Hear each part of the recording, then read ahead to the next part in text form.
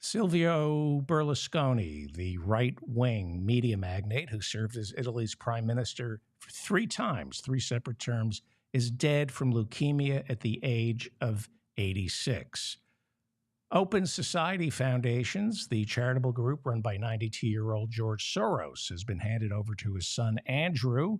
Andrew promises to continue his father's program of providing financial support to progressive causes and politicians, as well as keeping Jewish space lasers focused on Canadian wildfires.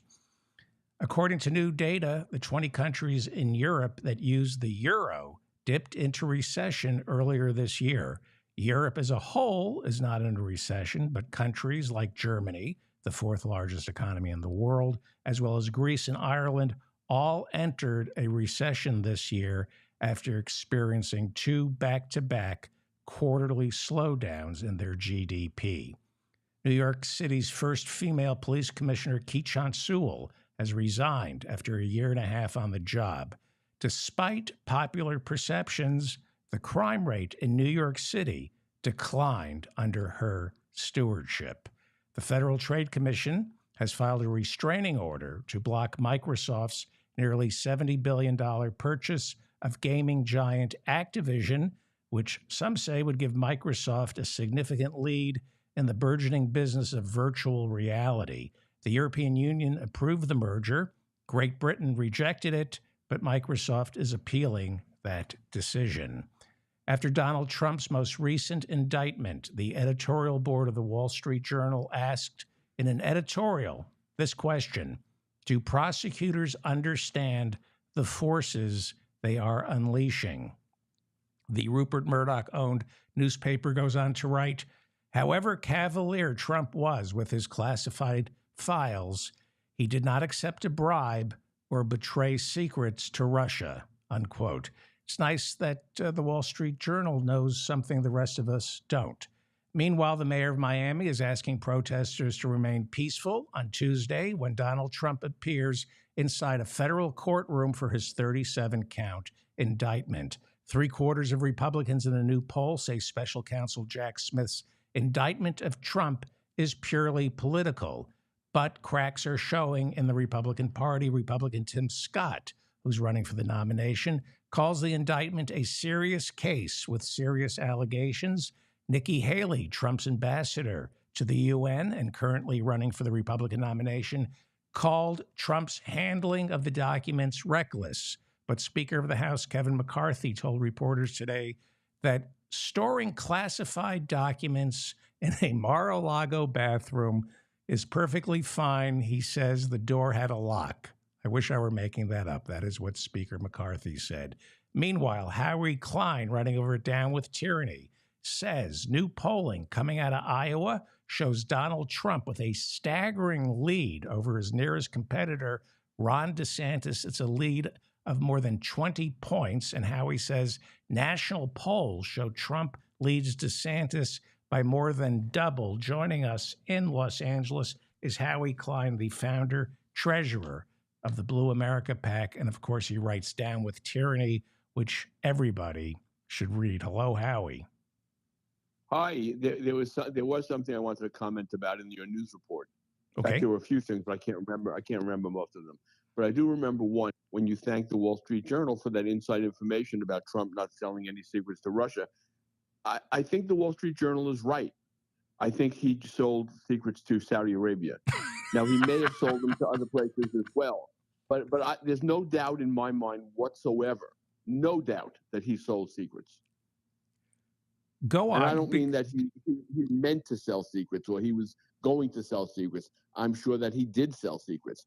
And, the $2 billion that the Saudis gave Jared Kushner to invest, which comes to his stake in that is $25 million a year, not counting profits.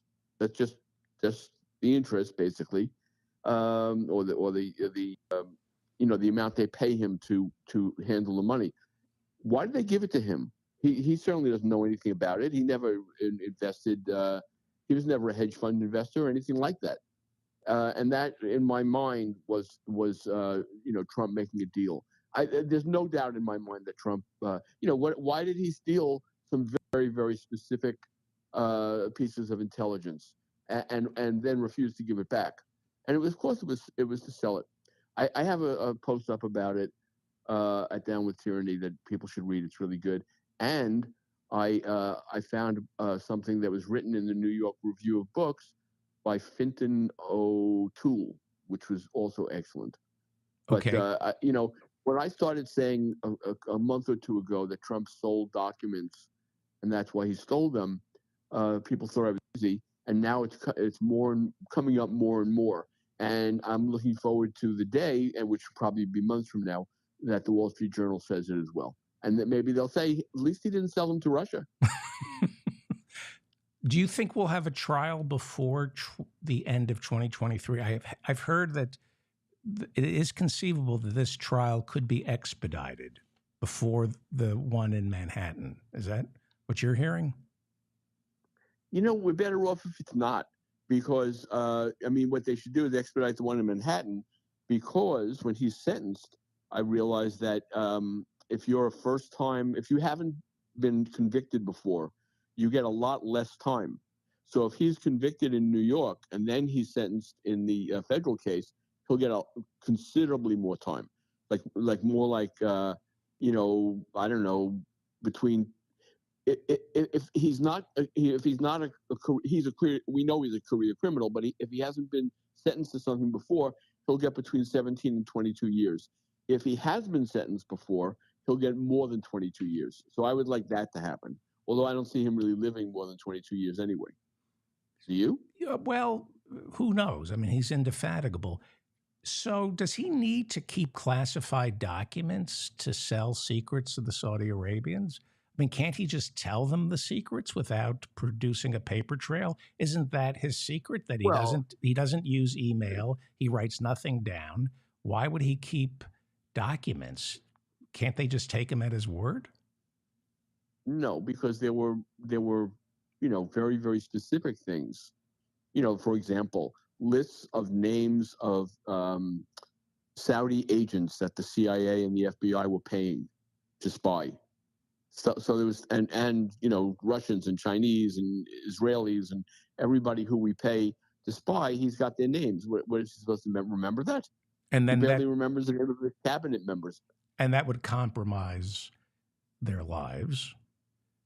Right, which happened once before in Russia, where there was some kind of a leak, which I saw at the time came from him, and dozens of Russians who were working for the CIA were killed.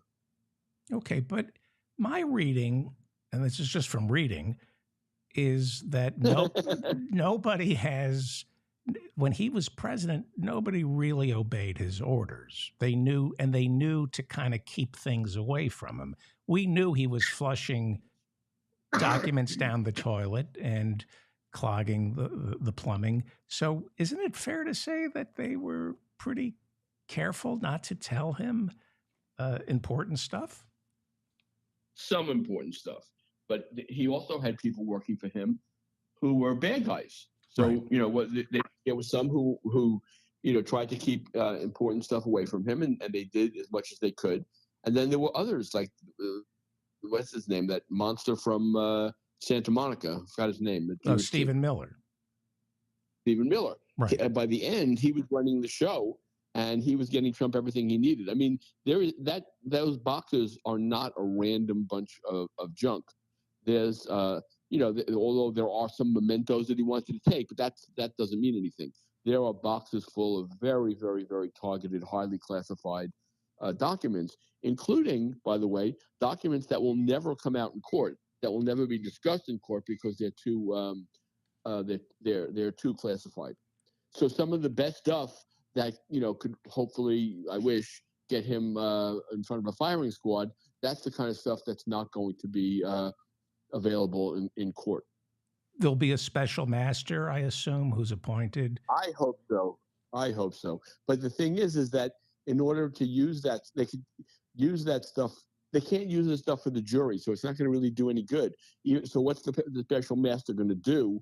I don't know how that works. I'm not a lawyer, and you could say, well, the special master could tell the judge, or they could even show the stuff to the judge, but not this judge. Right. All right, so let me push back just a little because I've said some things on this show, and maybe I'm just trying to be too cool for school on Trump. But is it fair to say that we overclassify documents in the military? That there's maybe that there's a self-importance that the CIA has and the NSA. I agree, but that doesn't mean that there's not some stuff that needs to be classified, and he got his hands on it. So in other words, some stuff they classify that doesn't need to be classified, no doubt about it. But nuclear secrets, the U.S. attack plans for various countries, I mean, those do need to be classified, and he got those things. Yeah, but names of agents, that jeopardizes their lives. Right. He got that. So there are things that he got his hands on that are very unfortunate. Okay. But before we move on, go ahead. My dream is they put him in front of a firing squad. That's what I want more than anything. I will feel that I had a good life if that happens. Okay. What happens if first of all, is he going to get a mugshot on Tuesday? Is he going to be fingerprinted? And he's got to post bail? I mean, is it conceivable that he has to drop out of the race, even though he says no? No, it's not conceivable that he has to drop out of the race. I don't think that it's going to make him post bail. I wish they would take away the key to his plane and his passport. Right. But yes, he'll have to be fingerprinted, and they will photograph him. But they did that last time as well. It's not like some mugshot, face on and then face right and face left. That's not going to happen. But yeah, I mean, he's being arraigned. All that kind of stuff is going to happen. Right. And in terms of bail, I cannot imagine that they're going to make him post bond. I mean, it's just inconceivable to me. Right. You're moving away from the phone. So if I could just get you were sounding really great, and now it sounds like you're preparing dinner. What are you making? I'm not making dinner. I'm fasting today. I was just what I was doing was taking my vitamins. Oh, okay. So let's talk about the polls. What has to happen for Republican voters to turn on Trump? Not get indicted again? What has to happen for them to not trust him? Well, it's not going to be Republican voters. In other words, it's slowly but surely, very slowly, his base is shrinking. So they're not as a body, Republican voters aren't going to turn on him. But now there are 35% or so of Republican voters who now say they believe the indictment or the indictment is fair and serious. So yeah, slowly, some are weaning away from him. The rest that are in there, that 60 or so percent, nothing. There's nothing he can do. He would have to say to them, "I've been lying to you all along." Something like that to get him away. They don't care. They don't care about anything that we care about. They are as bad as they're or worse than him. And talk to me about the talk to me about the calendar. August is the first debate. He says he doesn't want to lower himself and debate DeSantis and Tim Scott and Nikki Haley and Chris Christie, but he's an attention whore and he lives for the fight. Can he resist the debates? Well, can he even be allowed to be in the debates? You have to sign a pledge, a real pledge that says that you will support the ultimate winner. Right. And he's not that. Right. But I mean, unless he does it with his fingers crossed, I don't know. So you don't think Chris Christie says he will not support Trump if he's the nominee, but he lied like a good Republican to get into the debate. So all Trump has to do is, I don't think he can resist the fight. I think he's a performer. If he has no audience. So he can perform. he can, get time on Fox. Oh no, this is a Fox thing, right? He can get time on CNN or time on some other network, and do his own thing at the same time that they're doing their thing. But isn't his pathology being the bullfighter, going in for the kill and making How people? about destroying their whole event?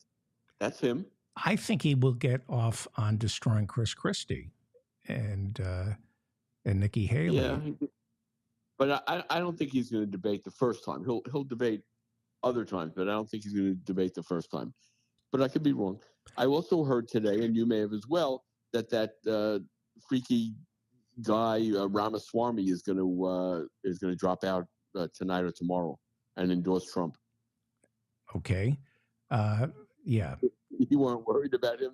I wasn't worried about him. What I'm worried about is Joe Biden not being able to debate Trump in the general election because he wasn't sharpened by debating Marianne Williamson and RFK Jr. Shouldn't Joe Biden, for the good of his own campaign, debate these two? Oh, I think he should, yeah. But he won't. Apparently, he's been saying that he won't, or his campaign is saying that he won't. But I think that that's a mistake on a lot of levels. Marianne is a very, very good debater. I don't know what I mean. RFK, it's a psychopath, and I don't know why anyone would debate him. But Marianne is a really, really good debater, and he'd be better off practicing with her. But right. I guess he figures she's so part of the left that it's not real practice. And he'll have people to practice. Someone will play Trump in a debate with him, something like that. The polling, they'll do mock. I keep thinking Trump is funny.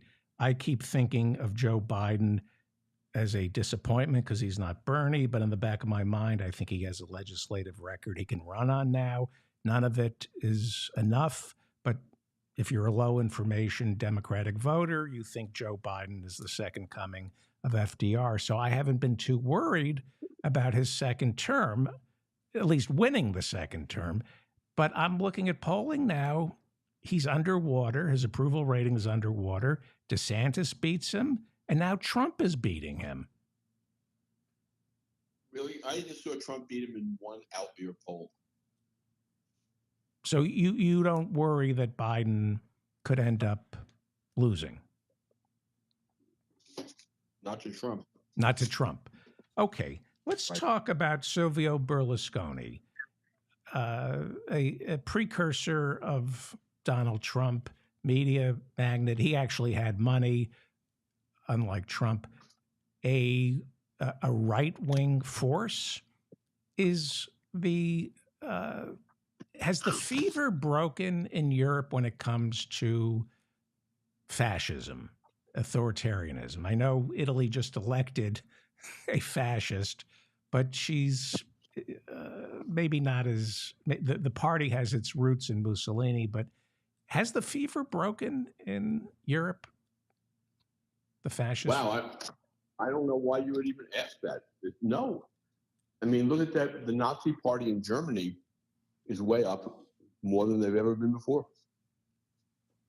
So what makes you ask if the fever is broken? I don't know where it's coming from. I just wanted to get your take because you've been writing about Hitler and the Nazis and Trump being the Nazis, and I've been reading about the polling in the lead up to World War II here in the United States. The question asked of Americans in the late 30s and right before Pearl Harbor, Gallup used to say, "What do you prefer, communism or fascism?" Because that was a choice in the 30s. And Americans, by a significant margin, preferred fascism to communism.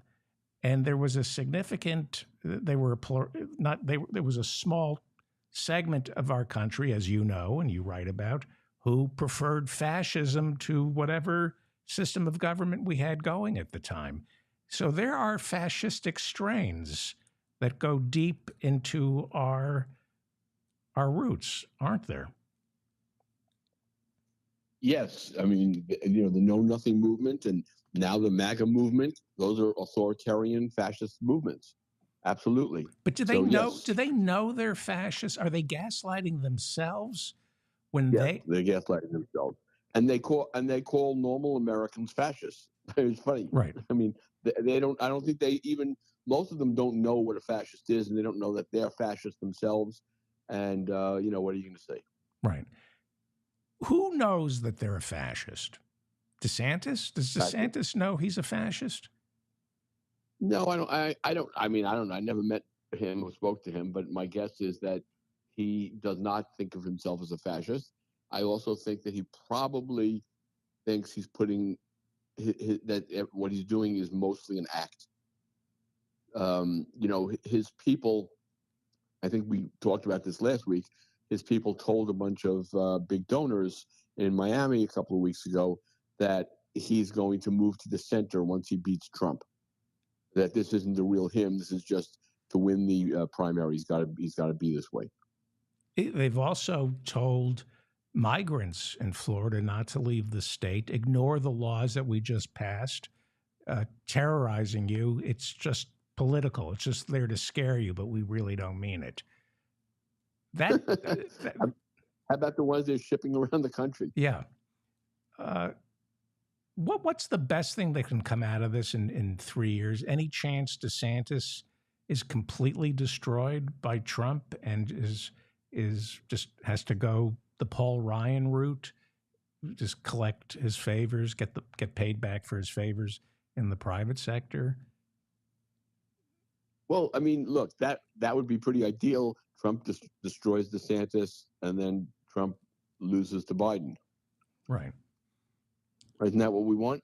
Yeah, but I want more than that. I want these people destroyed. I think they're very dangerous. And Well, I've been saying Trump for firing squad. Trump for firing squad. You say that that the IQs. What you say? The average IQ is 100 in this country, or that's I don't know anything about the IQ. median the median IQ is 100. That's how they figure it out. Okay. So in other words, if the median is 100, then there's an equal number of people who have more than 100 IQ to the people who have less than 100 IQ. And once you start getting down to like around 80, which would be the average Trump voter, you can't think abstractly anymore. You don't have the capacity to think in abstracts. Right. Let's go over And that's your. what we've got. We're talking with Howie Klein. He's the founder and treasurer of the Blue America PAC, which raises money for progressive candidates around the country. Who are the candidates? I understand Maybe was very happy with the fundraiser we did for her. Anybody? Yeah, she did very well. Good. So let's do Now, it. now the thing is that Maybe needs a lot. Maybe needs a lot of help.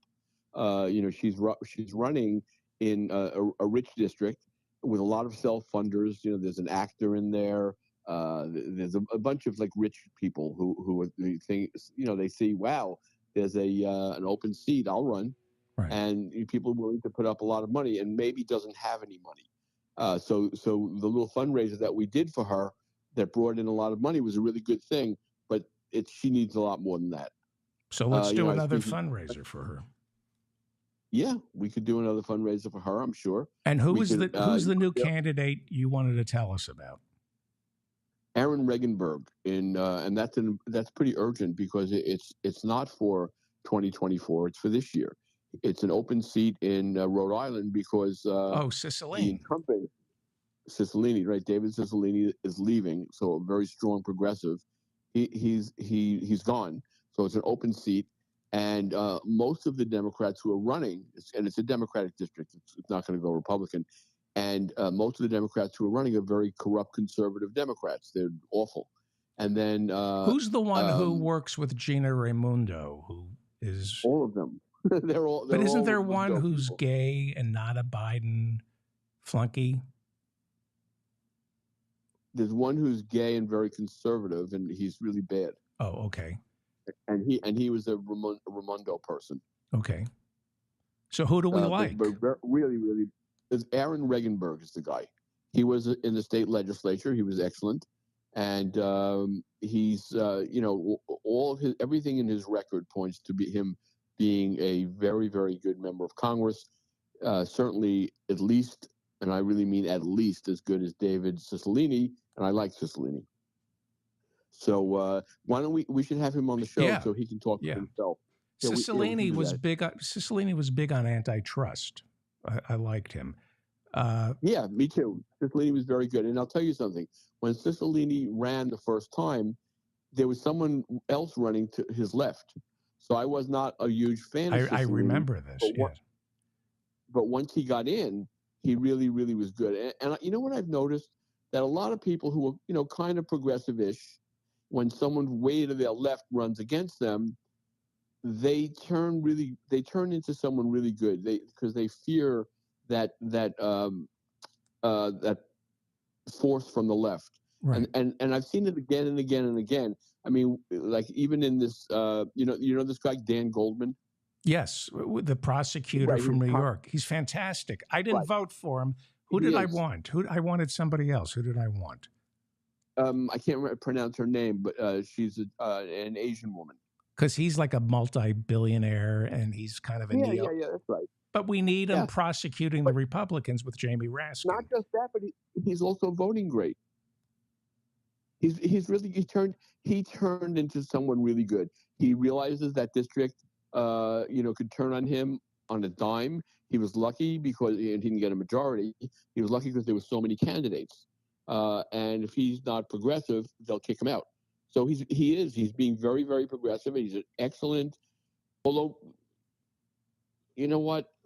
He's sometimes excellent. He's usually excellent. This weekend, he was on one of the Talking Head shows, and I noticed that the Republican who was on the show, Jim Jordan, was really talking right to that 100 IQ person, right to the center. Whereas Goldman was talking over the heads of most people, saying things that he could say when he's talking to his colleagues in Congress or talking to a university audience or something like that. But it didn't work on I don't know, what show is that again? Oh, I know, State of the Union on CNN. He was on State of the Union, and I thought he talked over the heads of too many people. But in Congress, he's great. Yeah, when he debates, he's one of the better ones. Yes, absolutely. Before you go, you said something just now that's really important, and this is why you have to donate to candidates, even if they're not going to win. You just said that Cicilline out of Rhode Island, I remember this, you were not a fan of his, but because you personally ran a candidate to the left of him in the Democratic Party, he is now frightened of the left and bends towards the left. So you don't necessarily have to win these elections. The candidates we support don't necessarily have to win. Sometimes they do win, by the way. Right. I mean, I didn't think that AOC was going to win. I thought that was absurd. But we supported her anyway, and she did win. And had she not won, the bag man, Crowley, was that his name? Yes, Joe Crowley. He would never have bent to the left, right? There's nothing. That's right. There's some people who are incapable of it. What do we have to look forward tomorrow over Down with Tyranny? That's the big story. Oh, I write them and I forget them, but I can tell you in a second by pulling up the scheduled stories, and which is what I'm doing right now. It sometimes takes a minute, but here it comes. So tonight I've got one asking if Putin is going to suffer the same fate as Nicholas II, which I had fun writing. Then I start the day off tomorrow with a story about Clay Higgins, who is the most sort of violent of Congress. He's a Louisiana congressman. He's a 3%er and an oath keeper, and was giving kind of secret information, coded information on Twitter about how his followers should take bridges or something to hold the bridges. Yeah. He's something, a racist out of Louisiana who married several times. And as you just said, he's openly admitted four times. Openly admitted to being a 3%er.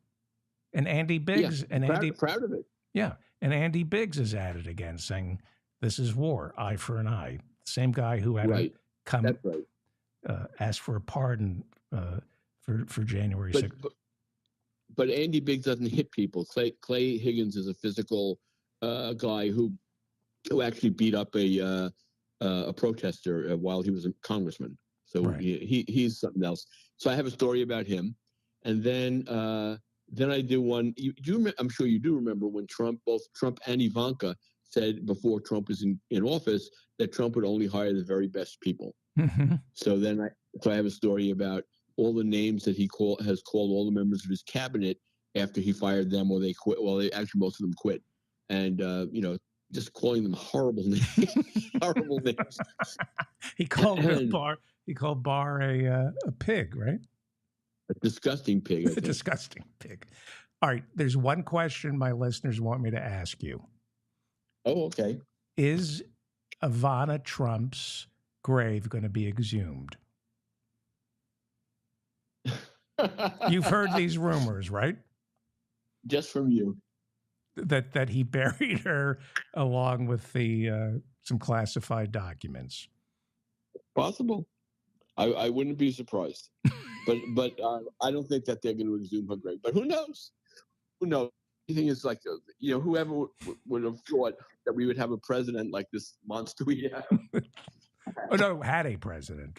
Listen, the current guy is not as bad, sort of. The current guy is just like all the same as all of the other Democratic and Republican congressmen that we've had since I began on this earth. Just another mediocrity who wound up being president of the United States. Right. Shame.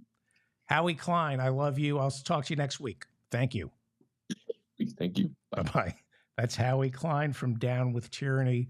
Read him every day over at Down with Tyranny and give to his candidates.